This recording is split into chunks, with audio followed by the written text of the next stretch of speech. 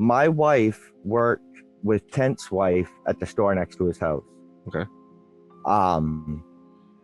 One day I was dropping my wife off at work, and I was approached by Kent. He comes up and he says, "Hey, you David Cyr?" And I said, "Yep." And he says, "Well, I'm Kent or Burris or whatever." He says, "And I've been talking to your cousin." Now, I'm from this town. I have a lot of relatives here. Well, geez, so what? What cousin? And he says, "Your cousin Jenny." Well, my cousin Jenny died in the 70s. She was murdered by a serial killer, her husband. He had found out that through his wife that worked with my wife, when my wife found out that the girl she worked with's husband was a paranormal investigator or whatever, she said, "Oh, I like them shows or this to that." And they brought up the fact of Jenny Cyr. And my wife said, "Well, that's probably related to my husband." She didn't know at the time. And she came and asked me. And I said, "Oh, yeah, that's my cousin. She was murdered," or whatever. So when Kent found that out, he had to meet me. That was so he approached me in the thing. I thought he was batshit crazy, man. Because like I said, I'd never even watched a paranormal show. Even with multiple awesome paranormal experiences that I've had, I still it weren't my deal. It weren't my thing. I questioned it. But at that time in my life too, I was trying not to. I just lost both my parents. This was just a few years ago that I met Kent. Yeah. And I was kind of in a soft spot. And I'm like, well, geez, I'd kind of like to know, is the stuff I experienced real? Maybe this guy is onto something. We watched a couple of his little videos. Now, when I met Kent, there was probably 30 subscribers on his YouTube and like 80 people on his Facebook group. Mm-hmm. So he was nowhere, and I started, and he asked me, he's like, "Hey, I'd like, you to come to my house. Yeah, I'm talking to your cousin. She's reaching out to me from beyond the grave. Maybe she would contact with you and we could get information or something." And I'm like, "Well, it's kind of neat because, maybe there's questions I can ask her that only she would know or our family would know that this man wouldn't know, Right. And so the first time he asked me to go with him he took the video down. Now he's took down over 30 videos I was in. But the first video was at the Undertaker's morgue, which was Edmund Lamb's actual funeral home. Now, the house that he lives in was not the funeral home, man.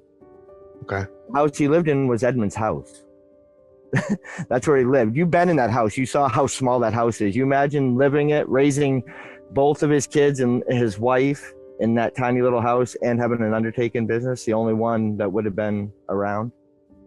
No, it didn't happen, right? So, but the actual house, which I drive by grooming the snowmobile trails all the time, it's right next to my uncle's land, on my family's land, the next property over. That house sits. They moved it from downtown. It was down in the village where the X is, like where the village market is. Right. And then you have the post office. Well, right next to where the Historical Society and there, right in between there, is where Edmund Lamb's business is at, where he actually had his actual funeral home, his morgue. Then shortly after Naomi had died or whatever, I can't remember what years, Edmund went into a partnership with Sterling Lauren, and he had sold his undertaking business to the Harveys, who made the big one that we did the investigation in, the big funeral home. And Edmund and Sterling had a tack and harness shop where they fixed stuff and did shoes, where cobblers do or whatever, fixed people's shoes and everything. Then Edmund got done with him, and Sterling had a barber shop in that same little building. So never once was, he had already sold the funeral home. Never once was the funeral home at where the scam house is, where Kent lives. Me, my wife, and Kent went to the morgue, the actual morgue, and did a little investigation. In that investigation, I got touched. I got tugged on something, something actually grabbed my hip and went like that on my pants. And we had that right on camera and everything. That was pretty cool. But it was mostly a spirit box session, things like that. I was suspicious, and my wife was suspicious that first time because something was thrown. You could hear it be thrown. It was in the video. Something gets thrown like a coin or something, and it bounces around. And he's like, "Oh, did you hear that?" So we got a little suspicious. That was the very first time. But it was cool, man. I was like, this is fucking kind of fun, you know.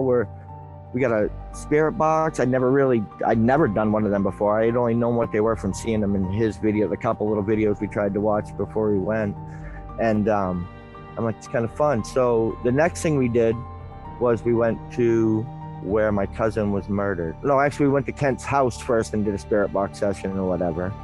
And then the next actual investigation, like a week later, we went to where my cousin was murdered, where she was dismembered, her head cut off, her hands cut off. Jesus. Fucking, the guy spread her out all over the place. All we have and were buried was her head and her hands.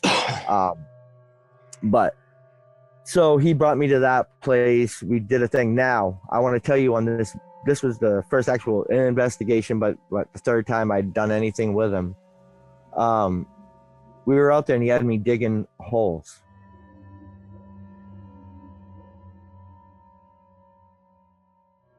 I'm digging. He said, I gotta have a cigarette. He runs off to his car. Next thing you know, he's like, oh, look at this. And right there on top of the pile are bones. I'm like, what the fuck? And they're really white, but you could tell that they sat somewhere because they were broken and there was like moss on them. So they'd been sitting outside, but they weren't buried in the ground.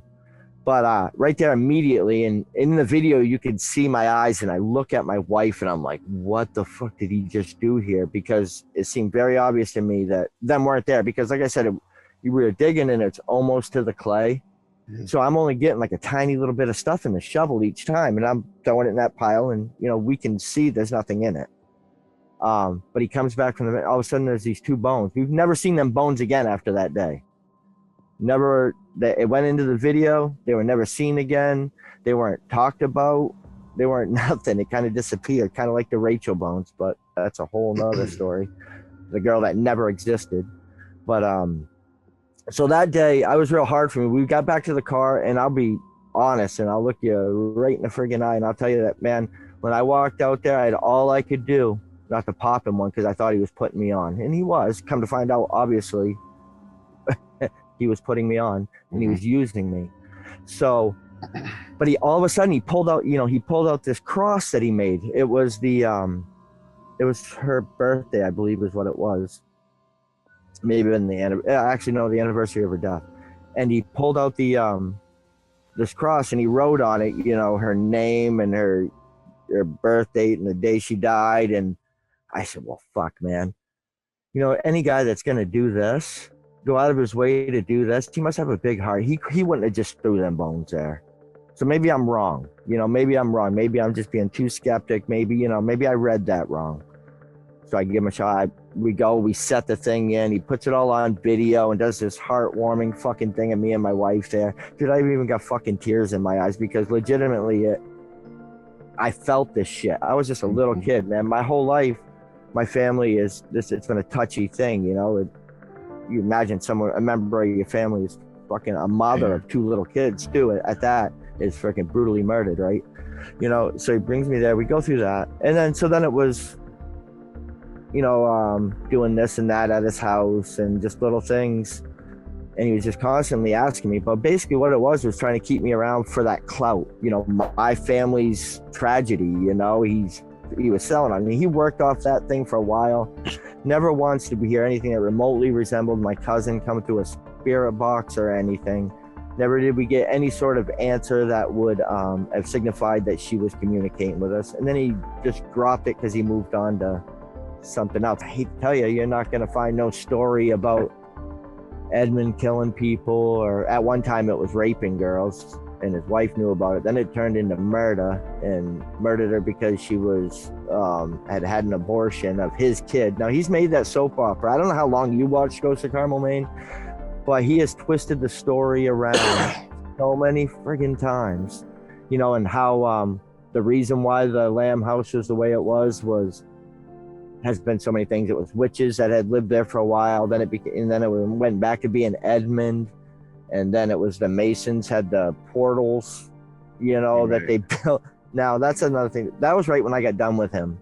The last investigation I had ever done with him was the first time we went to the farmhouse, which I was at that place yesterday, actually. but the old farmhouse, the one that he was on TV with. I met him there. He had been there an hour or two by himself. I was working, and we went over there to do that investigation. Now on that investigation, by then I'd already known he was bullshit. Right. Basically, I was setting up cameras now while I was investigating. That I didn't even care if I caught paranormal activity anymore. I just wanted to catch this freaking guy trying to pull the wool over my eyes, you know. And he started telling stories about Edmund Lamb and all these people's families' names, like Rachel Mitchell, who never existed. She never existed. That's what nobody understands, is he made her up 100%. Okay. There's zero proof. There's only one spot online, and I have the messages from the first time that me and Kent saw that, where someone had added her name on one of them genealogy pages or whatever, but it was never there before. She never existed. So there's that. Yeah. But that's good information. Yeah, it absolutely is. You cannot find any proof of her existing at all. You can find proof of every one of Phineas Mitchell's children except for her. And the Abbey that he talks about, there's another one. There's no record of her either. Yeah. Which I think he just started using name more. I think it was just accountability thing. You know, like I think he knows that. Well, if you ain't saying, or he thinks if you ain't saying about somebody who's real, then you know you can't be up a slander or anything, right? Right. But the fact is, Edmund Lamb was a real man. Edmund Lamb was actually a pillar in our community. He actually, the first church that we had, the Union Meeting Hall, the church that he claims is like by the Mason Hall and the base of the triangle or whatever he made up a story for. Now, that church, Edmund Lamb was on the first committee. He was the treasurer. He did most of the funding to build the first church in town. Wow. Edmund Lamb, the guy that's supposedly the murderer, the rapist, the guy, you know.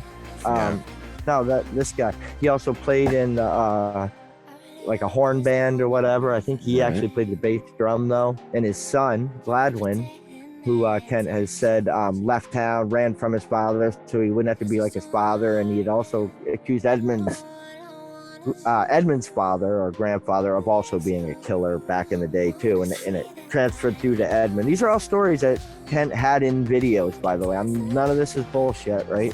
Well, it is bullshit, but not coming from me. I'm just telling you the bullshit he's spewed. Now he said that Gladwin ran away, never to be seen again or whatever. Now, most of the time I was with Ghosts of Carmel Maine, I didn't have access to things to prove him wrong, and I weren't trying to prove him wrong. There was nothing to prove wrong until he started just lying about all these people, and I started questioning it. And in them videos that I used to be in, I used to always be like, you know, hey Edmund, you know, there's a lot of things being said about you here. Now's your chance to come clean, buddy, or to state your case. You know, all the videos. That's what I'm saying to Edmund, because I'm like, damn man, this ain't right. Then I got my hands on. Remember, I don't know if you were around when he was doing the whole Book of Shadows or whatever, and he was searching for that. Well, let me show you the Book of Shadows. See this book right here? Yeah. That's the Book of Shadows. That was the book. Well, at first he was making up the story. It was under the floorboards and these ghosts were leading him through the house or whatever. He came up with nothing on that. Then it came as, oh, this is the Book of Shadows because all the people, it's a book of all the people who died in Carmel. Right. No, this is actually a book about the history of our town put together by Constance Graves. She's passed now, but her husband and her started a historical society. This is a book she wrote. It's thick, man. It's thorough. Yeah, everybody that was buried up into the mid-90s is in here. But this is all the stories. All the stories he likes to twist around and tell you are all in this book. And he bought his copy.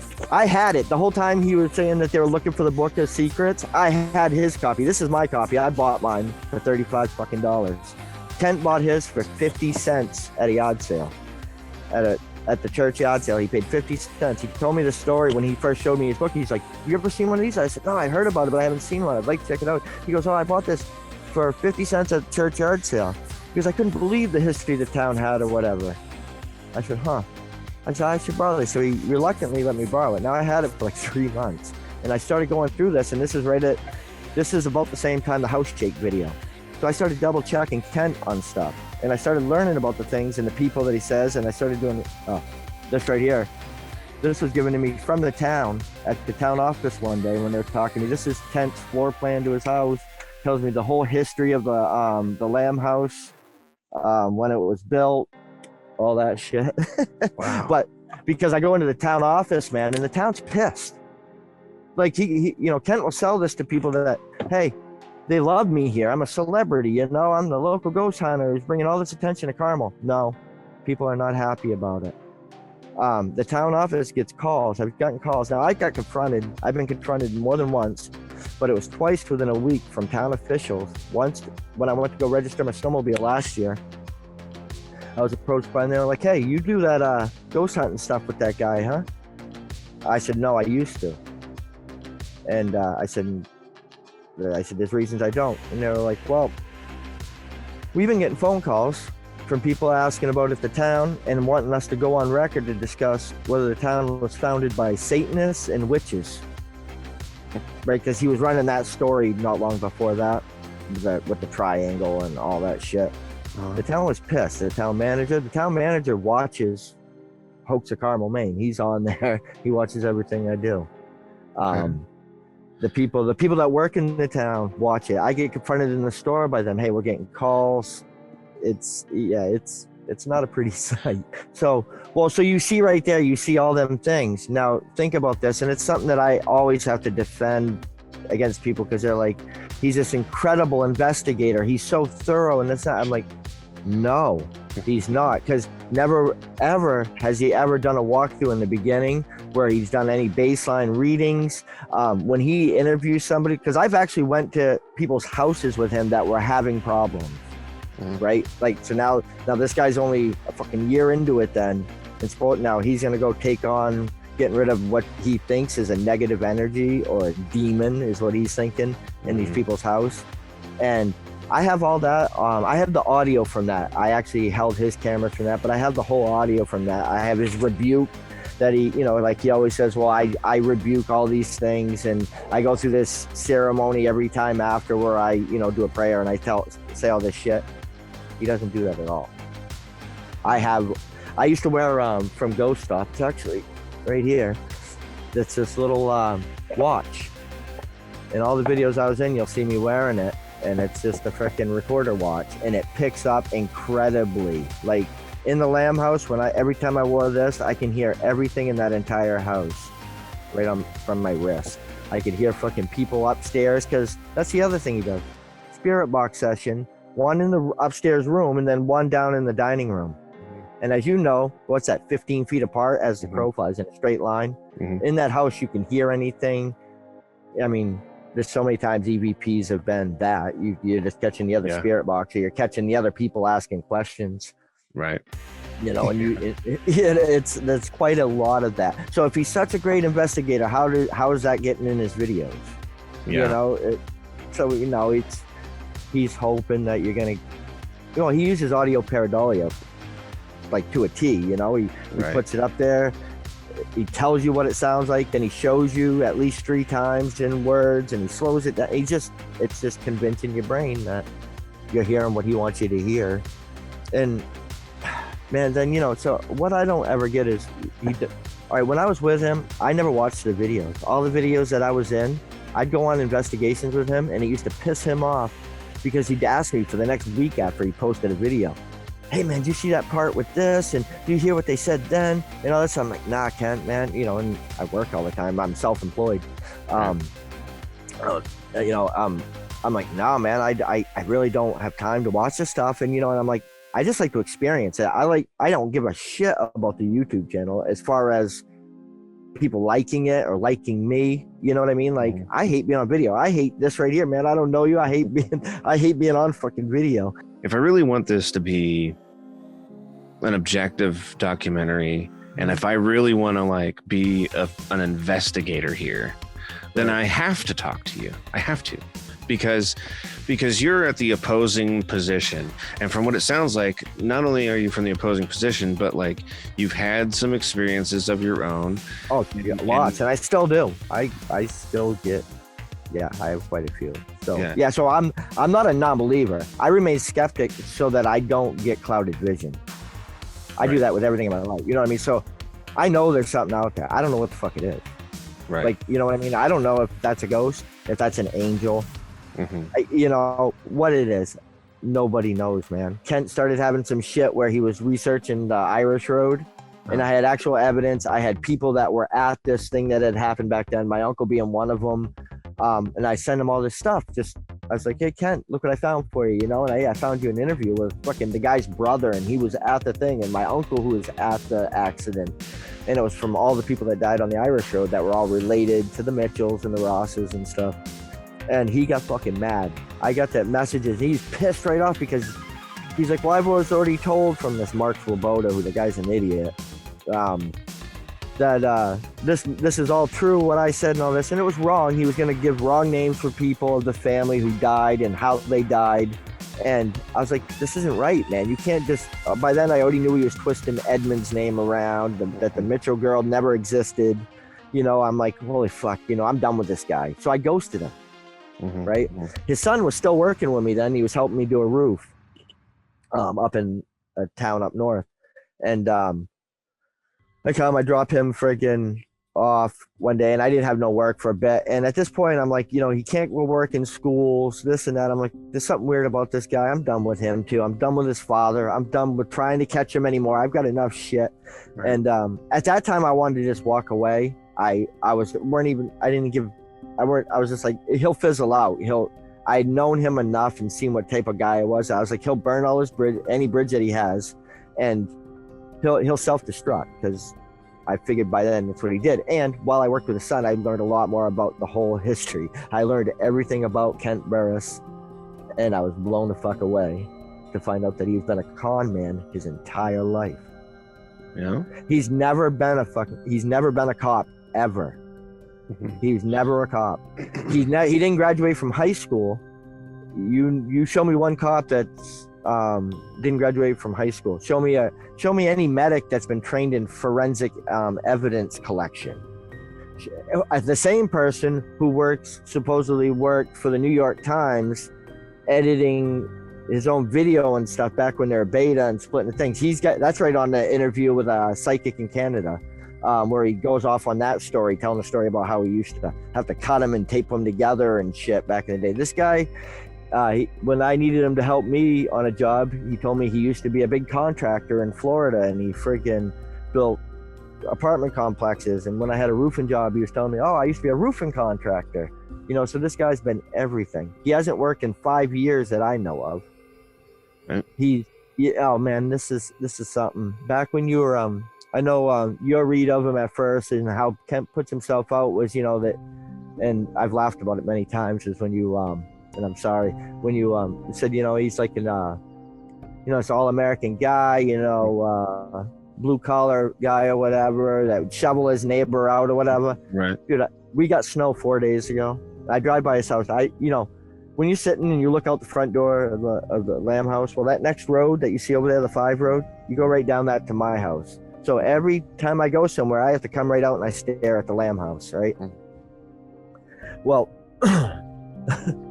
I see everything all the time, right? So he, 2 days, he doesn't even move his car. His landlord, which it's also first of the month, so his landlord probably wants some money and he's not getting it.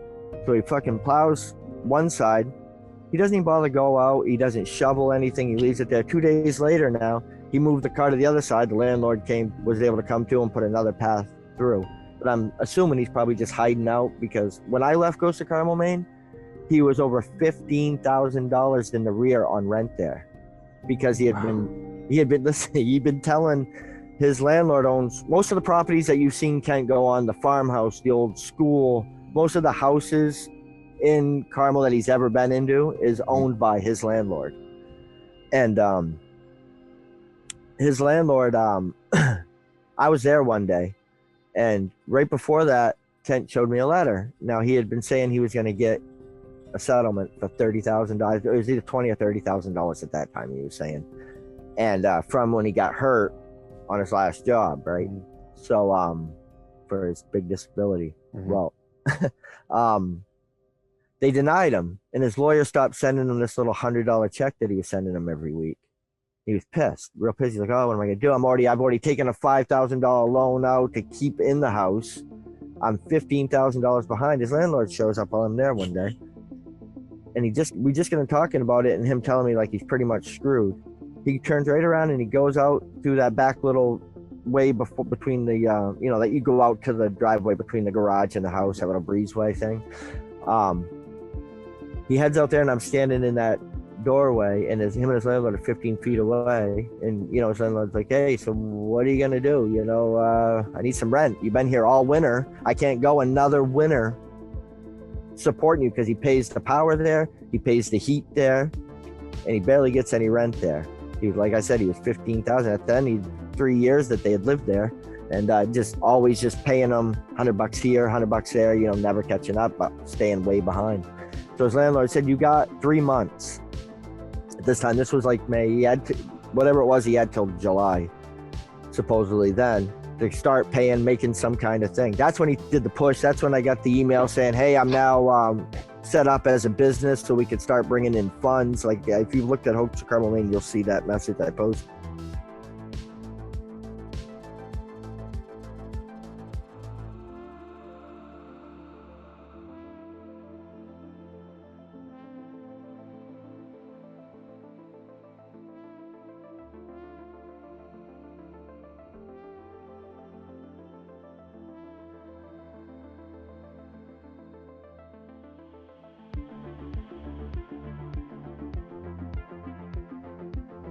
That he sent me, and he's telling me we can now start bringing in money and stuff. But the guy who's never wanted to make money. Let's talk about that a little bit. Sure. His not monetizing his YouTube. Tell me about that. That's well, I have messages saying that he did monetize it, and his old producer that used to be listed on his IMDb site, there used to be Royal Chaos TV, was listed as his producer. Who he was actually enlisted Ben to be like a agent for him and send it out to History Channel, all that. And see, Ben used to work with him on Kent's actual last job he ever worked on. Ben would go in, and he's a filmmaker or whatever. He's a small indie guy, and he'd go in and fill in at a restaurant he used to work at. He knows the owner and helps out, and he's a cook. So he'd go out and he'd work, and that's how he knows Kent, right? And so he's got so many fucking stories there. But so Kent enlisted, when Kent was going to make a YouTube channel, he knew Ben was into all this shit, and he says, Ben, I want to make a YouTube channel. And back then he wanted to make one that was a comedy one. He wanted to do a funny one, right? That was his plan. Until he got the book. And then I've actually seen the messages where he sent to Ben saying, "Hey, there's a lot of money in this, paranormal videos. All this is before he ever put a video out." So there's that. So from the beginning, he shows intent to make money, to succeed. I've got multiple messages of that's what he wanted. He actually tried to get me to find him t-shirts, like, "Hey, we need to make some t-shirts, we need to sell some merch to bring money." And he's like, "I'm gonna lose my house, I'm gonna get kicked out, I gotta start bringing some money." And he says, "This is the bread and butter, this is the scam," well, you can call it scam house, that's what I call it, but this is a lamb house, this is my whole business. This is, he wanted to make a bed and breakfast there someday. That's always been his plan. I asked him right away. I said, "Kent, you could only have like 1 or 2 people stay here, and you and your wife would have to sleep up in the witch's window room, or something, or vice versa." I was like, and his wife, honestly, she always did. I know she'll act nice when people come or whatever, but she hates Ghosts of Carmel Maine. She gave him ultimatums in the past, and he's like, "No, she's not taking this from me." Told her, "You're not taking this from me." Okay. And so t-shirts. I wanted to talk. Yeah. I didn't mean to interrupt you, but I wanted to talk to her. I wanted to talk to, I was like, were there people, like, could I talk to your wife? Could I talk to your kids or grandkids even, or whatever? And he was like, well, they're just not interested in anything like this, or, you know what I mean? Like, he would stonewall me on those kinds of things. And really my questions were more about like, tell me about Kent. Tell me about like, just like easy, I don't know, like, are you worried about are you worried about your husband? Are you worried about your father? Does this kind of thing concern you? Those kinds of questions. And I wasn't going to so much talk about you know, tell me about your ghost stories or anything like that. It was, I want, because I'm trying to give the audience an accurate picture of who he is, or, you know what I mean, of who Kent Burris is. Because honestly, his Shadow Dude footage is piss poor. If you really look at it, there's like the one where it goes out the window. Mm-hmm. There's a jump cut there. It's plain as day. There's a jump cut. It's cut. Now, them first Shadow Dudes, man, his granddaughter, you have to do nothing more than go back and look at the first video she was in when they do the role playing with her being Naomi. And she's got the shit wrapped over and stuff. Then you'll see the picture where there's the shadow where it's backlit. And she's standing at the top of the cellar stairs, and it's just her shadow, and she's standing there all ominous. Well, that's his granddaughter, and he's admitted to that because people ask, like, how come you never talk about this Shadow Dude sighting? And he let it slide. He wouldn't answer it. Finally, someone's like, that's fake. And then he finally had to say, well, that's my granddaughter. We were just taking pictures, and she was standing there, so it was cool, so I put it. Well, he used it a bunch of times, right? It's been in Shadow Dude freaking montages or whatever. That's his granddaughter. Now, you take that, and you just look at that picture, and look at the picture of half of them ones where like the one sitting on the bed doing like a freaking yoga freaking thing. You know what I mean? The one that's his granddaughter, dude. It's his granddaughter. He was filming all kinds of weird shit then, and it's the same era. She's the same height. Everything's perfect. Now the other one where he either pulls something through, or people say it's a cat or whatever. Either way, I mean, that's not a shadow figure. You know what I mean? It looks like fabric. Absolutely, it is. He probably used the same string he used when he did the rocking horse. In the beginning, his first fake was that rocking horse. And you can see, when you zoom in on that rocking horse, you can see it lift up from when the string pulls. Right in the direction, it lifts up that way, and then it goes. You know, so it's you can see because of the reaction of it being tugged, how it acts. Kelly Huff, the one that used to teach him a lot of stuff in the beginning, reenacted that, did a thing to prove how he did it, how easy it is. I'm not out to ruin people, man. I honestly just want the truth, man. And even though he slandered the shit out of me, dude, slandered the hell out of me, and there's never been one thing that he's ever said about me that he can prove even remotely. Right. But I'll guarantee you, I'll swear on a stack of Bibles, I'll take a lie detector test. Anything anybody wants, and I only tell the truth, and anything that I say I have evidence for, I'll show you, and I have it, or I won't do it. I've never seen one bit of evidence Kent's ever showed to prove anything about bones, about history of people actually ever existing. There's no history of murdered people around here besides my cousin and Naomi, basically, in this town, and that's over 100-year span. You know, there's none of that. Speaking of paranormal investigators, you know how he claims all these paranormal investigators came and they were so scared they never came back. Right. Right. That's his big story. No one knows who they are. They're in an old video. You'll see them come. And all right. So one of the guys that's in that runs one of the bigger paranormal things up here. He actually runs Parafest Maine every year.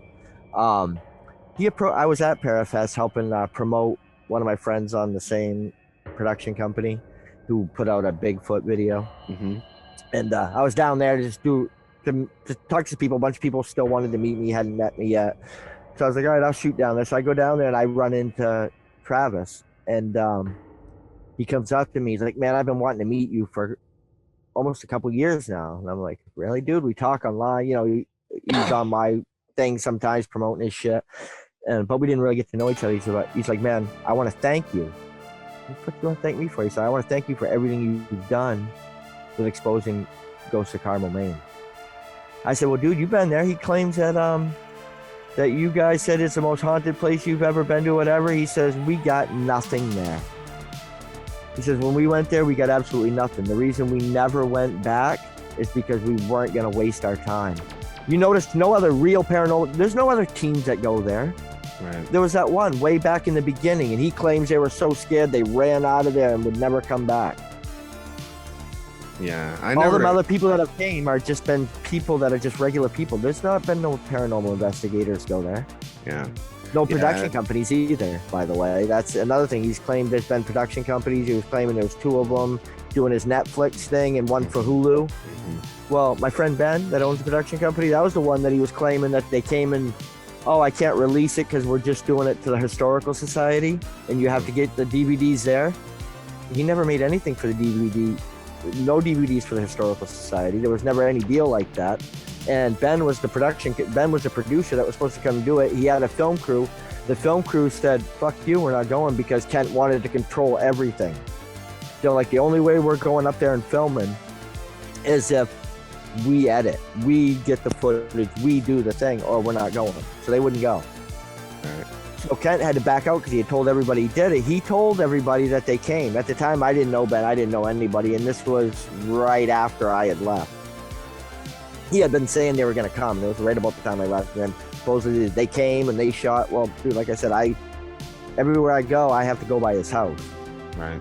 There's never been a production company there. This little town, you'd know if there was anybody filming anything, you know? Yeah.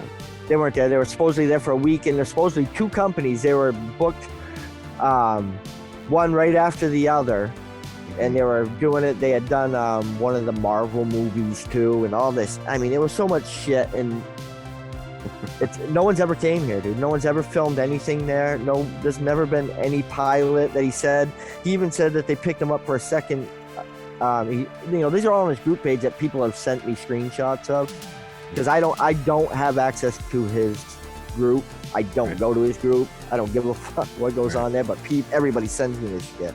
And that's the shit that was going on. He's telling all these people these stories, man, and it never ever fucking happened. None of it's real. You seen the movie A Beautiful Mind? Yeah. That's my analogy. When someone says describe Kent, I say go watch fucking A Beautiful Mind. Yeah.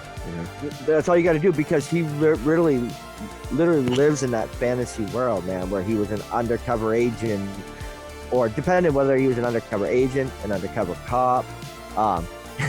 This is fucking great. Well, for me, what he told me was he was an informant.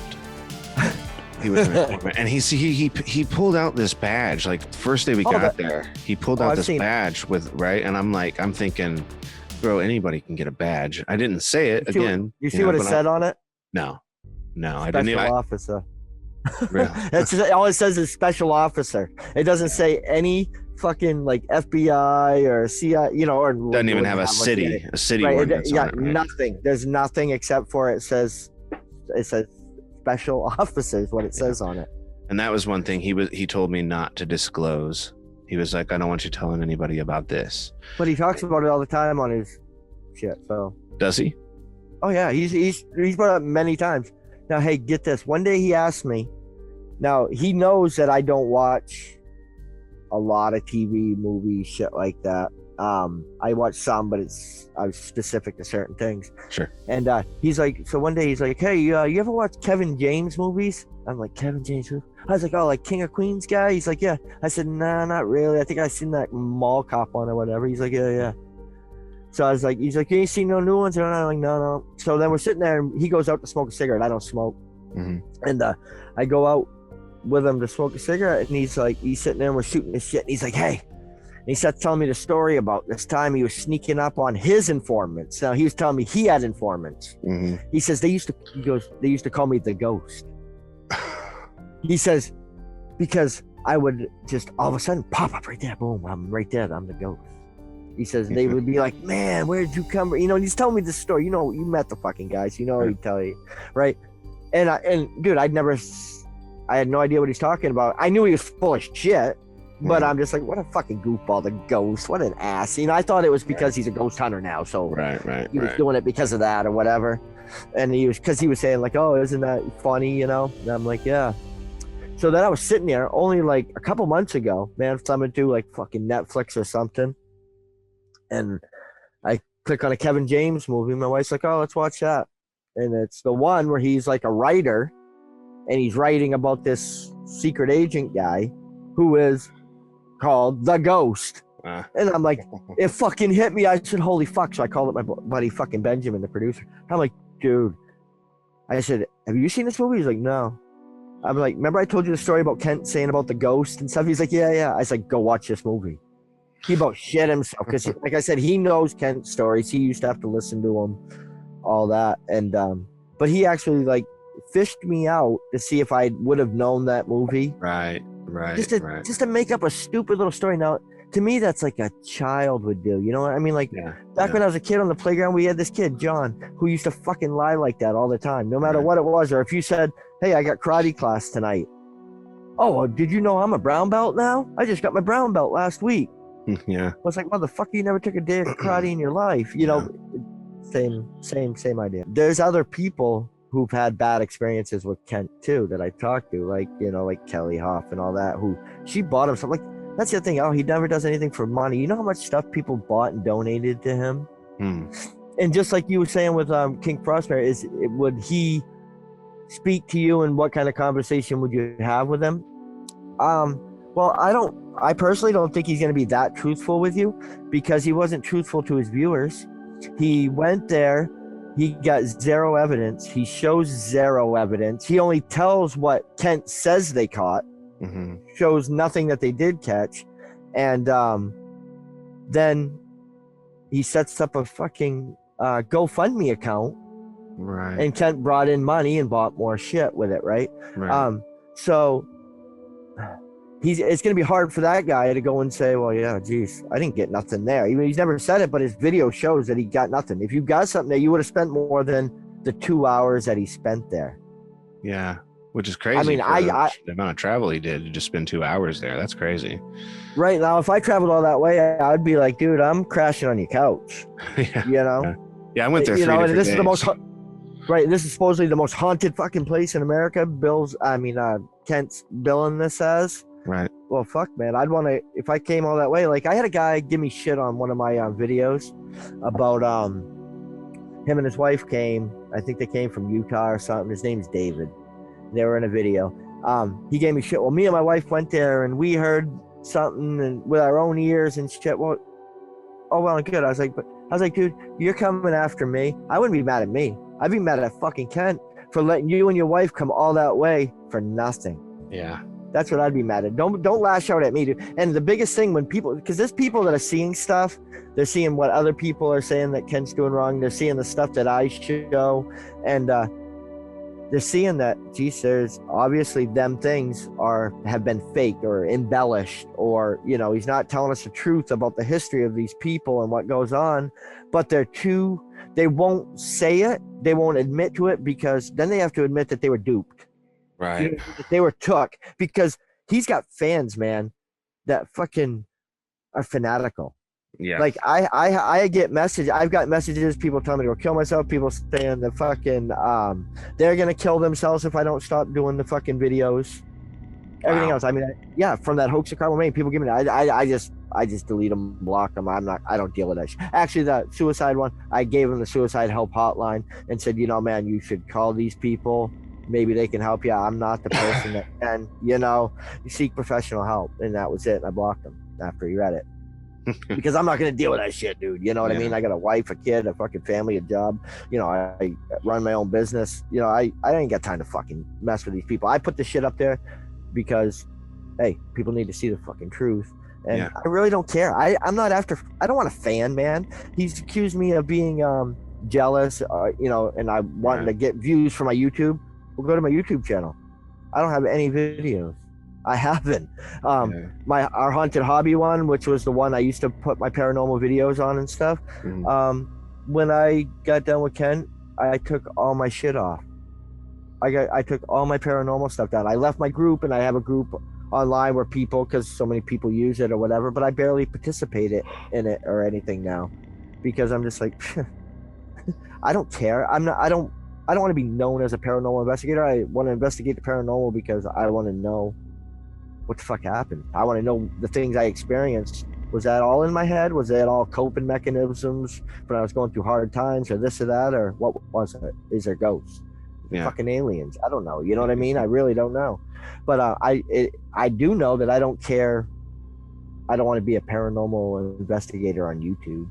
His stories, if he wrote this like he was Stephen King writing a story about this guy that moved into a house and it was haunted, great story. Right. If he didn't use real people's names, Right. Edmund Lamb, you know, the Mitchell name, and all the other people, these kids, you know, he's going there and he's standing at their grave doing a spirit box session, and the fucking woman drives by and sees these people. That's how he met that Kathy lady with the 2 boys that got in the accident. Yeah. She came at me fucking guns blazing. Yeah, I'm sure. When that happened. And I said, and dude, I could show messages. Like, everybody talks about how I go hunt people down and talk shit about Ken or whatever. I could show you message after message of ones like from her and everything where, dude, I bite my tongue. I'm the nicest thing. I told her, I said, look, here's the deal. You know, I don't want to take nothing from your experience that you had. You said you heard your son's voice. Well, that's great. I'm glad that if that gives you solace, I am very happy. I'm glad that happened for you. But I do know for a fact that you should find somebody else, like maybe go to Camp Etna, where there's spiritualists and there's mediums and stuff. Go see them. Seek help from them, because then people, and I said it to her this way because I didn't say it to her like what I'm going to say to you, but the reason I put her to them people and not Ken is them people are skilled. This woman has grieving issues. Right. She lost her two young sons. Man. Yeah. And she needs closure. She's looking for it. She don't need some charlatan, some guy who's making a fucking YouTube video telling her what this shit is. Who the fuck is he, right? Right. But these other people, these people trained to help people. They're not just trying to say, oh yeah, your loved one is communicating with you. They find ways to help you cope with it in the way you need to. If you're believing that your loved one's coming to you or you're hearing them, they're going to embrace it, and they're going to tell you how to deal with it and how to cope with it and how to move forward. Yeah. You know, Kent doesn't do shit for you. He's going to make his YouTube video and he's never going to talk to you again. Right. Right. Yeah. Yeah. When we were leaving on our last day, he was like, all right, I want to sit down and interview you guys. I was like, okay. And we talked with him, and my buddy Luke was like, because he basically he wanted us to say yes, that this place is paranormal, you know. Oh, he needed it. He needed your right. Yep. And so we're talking, and we never gave him any straight answers like that. You know, I was like, I would say that you're experiencing some things here. Like, I definitely do think he is. I do. And like I said, like, I will show you a few things just to give you a reason why. I'll get into that in a little bit, but it was like, you know, but my buddy was like, yeah, you know, I wish I would have seen the shadow guy, and I wish, you know, like he was being truthful, you know what I mean? Well, then, like, I talked to Kent a couple of weeks later, and he was like, yeah, Luke kind of pissed me off. And I was like, oh, what happened?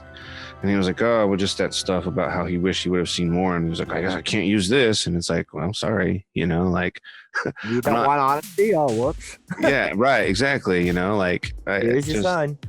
It was just so, like, you know, and just, I don't know, man, there's just so much of him with the, like, did you hear that? And I saw, like, I have clips of him being like, oh, I think I saw an orb in front of my face, or did you hear that? And it's like, well, what? He's like, I just heard a kid's voice. And I'm like, I'm not hearing anything. And then there's a point, like, in the second episode where I will make sure to point this out. We're in the basement and Kent is doing it again. Did you hear that? I just heard a woman's voice. And Luke and I had already had this conversation about, like, we think Kent's full of shit, right? Well, so Luke thinks to put the camera on me, and you can see it in my face where I'm just like, get the fuck out of here. You know, like, you can see it in my face, you know, like, I'm just like, you gotta be fucking kidding me. Like, cause I wasn't 100% sure what was going on. I still have to be, you know, like, objective or subjective, right. You know, like, listen, and maybe something's going on. Maybe he, you know, he's lived here for so long that he hears things that I don't hear, which I do think is happening. I do think there's that. But here's the other thing I think Kent might be suffering from. If his house is extremely active, let's just right, yeah, well, for that idea. Yeah, right. Yep. If it's as active as he says it is, at what point, when you're living there every day, at what point can you now really determine what is paranormal and what isn't anymore? And you're gonna be looking for stuff all of the time. Oh, there's a little click, and it's like, well, that's just the heat of the house, which there's no heat in that house, but you know what I'm saying? Like sounds of the house, you know, you can just turn it into anything you want it, you know, like and the saw blades, like, or the mowers running next door. You've seen people bust them on that, haven't you? Where like they're screaming and it's like someone running a circular saw next door. Oh, really? Oh yeah, them are in his videos. Dude, there's one where are you talking about the video where it's like you hear this like, I mean, it sounds like a person. And the thing that got me about that, I was so like, you can hear he's upstairs in his bedroom, all of his lights are off, it's during the day, and you hear like this tone, and it's white noise is what it is, and it's happening the whole video. And then right when the voice comes in, it's replacing where that tone is in the audio. I found that interesting because it was like, wow, like what is that? That's clearly some sort of, if that's a ghost and it's in this weird frequency here, and it's using, because I can hear that tone, and then that tone disappears. It like fades into the screaming somehow.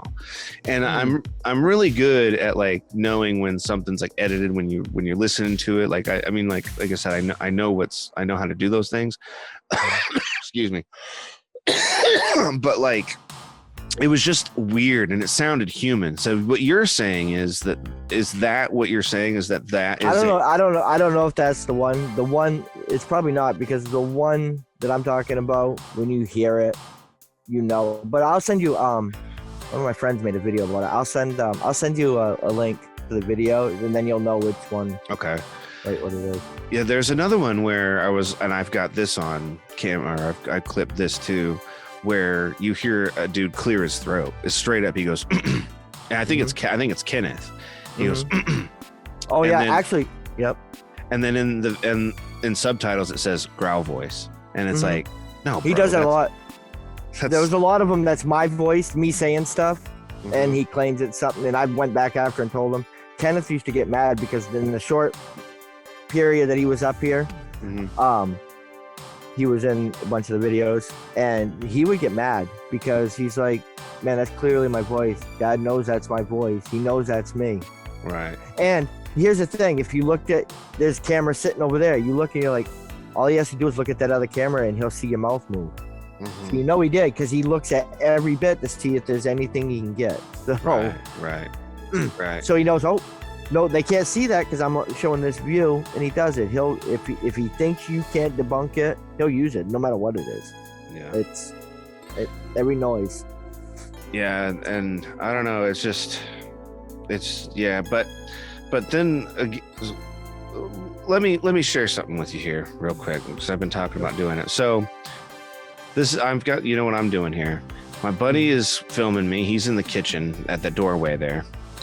Kent has just said, much like what you said earlier, I'm going to stand up and I'm going to leave because maybe they'll say something about it, right? I'm going to go leave the house and see what they say something about. So Kent walks out of the house. Okay. I don't know that he's walked out of the house because I'm in my own world here. I can't hear anything really, you know, other than psh, psh, psh, psh, psh, psh. That's, you know, and I hate that. Yeah. And it's just me and Luke, and I'm gonna, I mean, you can already see what this says, so I guess I'll just let it be. But all right, so I'll play this for you here. Hold on a second, let me do something real quick. Sorry, I should have already done this. All right, can you hear this? Yeah. Okay. All right.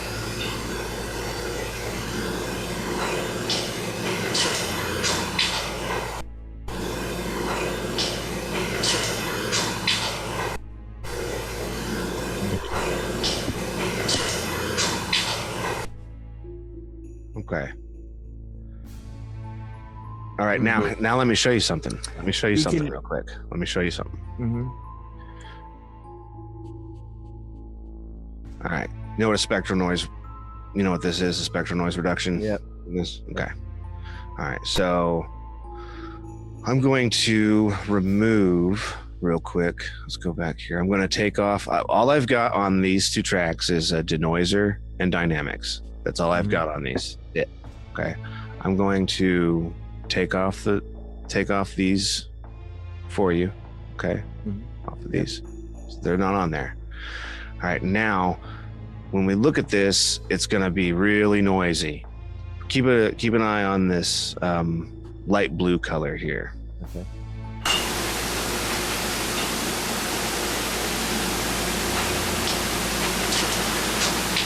Okay, you can still kind of hear it, but you can see it's registering here, right? I can't answer you. That's what's going on there. All right, now I'm going to put these back on, and I'm going to do this in the video too. What I'm doing for you right now, I'm going to do this. Right, yeah, show the actual. You doing it. And then here it is again.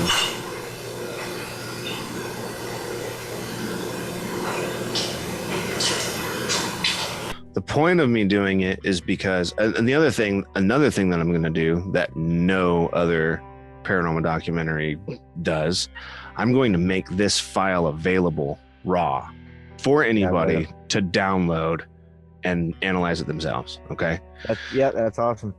So the point of what I was just doing here was, even with all the noise, it still is showing up in here. Right. Now, I don't know how Kent could have faked that. I don't know. Do you have any idea? Because this is the camera audio that Luke has. Luke's not up to anything, you know. Right. It's not Luke. So I don't know how he could have faked that. But he wasn't in the house at the time. He wasn't. And then he does come back, but before that, there's this one here.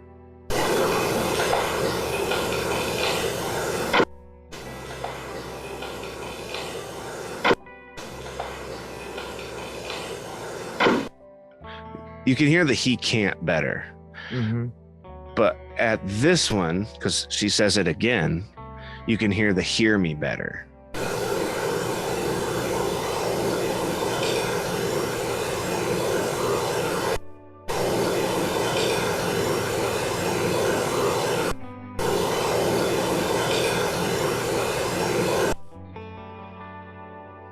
Again, I don't know how he could have faked it. Which maybe he didn't. You know what I mean? Like I said earlier, you could pick up stuff almost anywhere. Why? I mean, all right. So I have a theory about, you know, everybody always thinks, well, ghosts haunt the house. Like Kent's house is haunted. Like, you know, it's haunted by this person, that person, all the people that he makes up, all these people, right? Well, I've always, ever since I was a child, been under the impression that spirits can be where they want. Right. They can be when you need them. I have felt them around, you know what I mean? Like, so I've also been talked to by the same voices at different locations. So I know that spirit's not bound to one spot. Right. So who's to say even there, you're not getting anything? You know, I mean, you could have been getting someone who wanted to communicate with you or to Luke.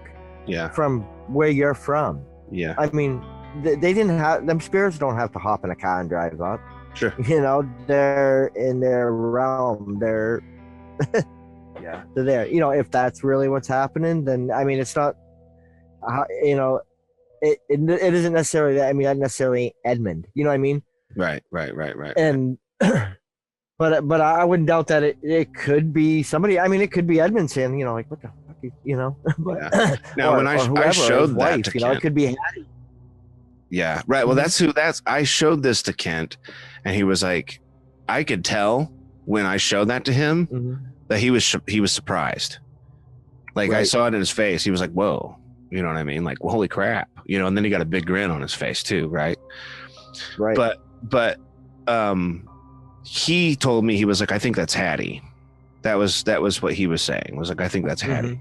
Whether it is or not, I don't know. We don't know. For me, I think the turnaround of this documentary is like, I think ghosts are real, but the real question is, what are they? That's the question. What are they? I'll say something else though. There was one test that we did where we had 2 of them going upstairs, and one of them was just going nuts. It was just saying stuff the whole time, while the other one was not saying anything at all. And that was fucking weird because theoretically they're both radios. They're both right. But here's something about these: that every time they, like every year or so, or every so often, the SB7s like he uses. They update them and they change them. They change the frequencies that they scan. They decide, well, these are better ones. The ghost hunters that we're talking to like these better. So, like mine, the one I have, was a version or 2 later than Kent's. They're the same thing. They look exactly the same, but they scan slightly different. They have a little bit different technology. They've updated something in it. You know what I mean? So it scans like the range a little differently. So they've changed them. Yeah, they've changed them around. So unless you have some that are identical, bought at the same time, made at the same time, they can be different. Okay. And now I don't know if that'll affect how they do, but I do know that they affect the range. And so say you have 100 channels that's scanning through, going through. If they change it, so now we're only going to go from frequency 90 to 102 instead of from 90 to fucking whatever, whatever the numbers are. Well, you're gonna scan faster. You're gonna spend less time, on each thing. So it's gonna alter it. There's no, it's hard to describe, I guess, but it would alter it. So that could be. I mean, doesn't prove it, but that could be a possibility. No, that's a good. I'm glad you brought that up because I hadn't thought about that. Yeah, but like if you go to Ghost Stop or whatever, and if you sometimes if you read if you just read the the item, the ghost, but the SB7 or whatever, and you'll see the newest updated version. You'll see, so they do update them, and they do things, and that will change the metrics of that, I believe. Because then you're not apples to apples. You're